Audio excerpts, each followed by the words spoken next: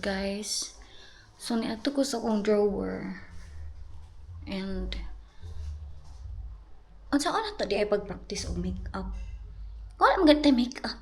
Wala gani. Unsaon man na mag-practice. Pero wala makeup. Unsaon ta raw na?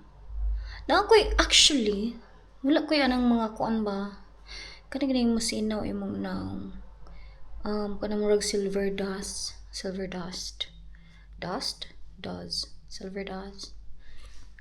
Ka ng mga para diri ba ang naana ko guys kay kanang unsa ni eyebrow ay naman jud eyebrow awa bugo jud hala nakalimot ko sa pangalan basta eyebrow kanang sa kilay pa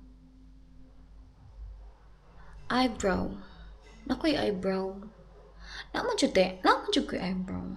Basta ay kabalo na mo ka ng eyebrow. Unya. Nalakalimot jud ko guys, eyebrow. Unsa kanina? Eyebrow. Basta. Unya. Napo ko yung mga lip balm dito. O kato ganing lip balm nga pang ano, plum. For lip plum. And aside ana guys, na ko lip liner.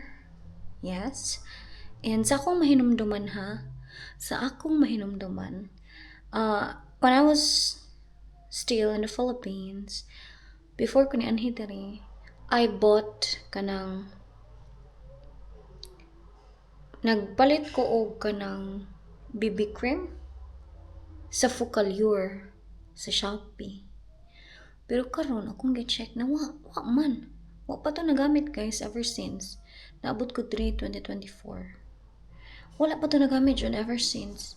So basi gilabay to nako no. Kay inanabi ako sa una basta mag-declutter ko. Basta tan ano ko wala na ko gigamit. Then I cannot foresee if gamiton man ako siya in the near future. Kung ilabay. Wala man ako siya nakitaan dito guys. So probably nalapay na ko to.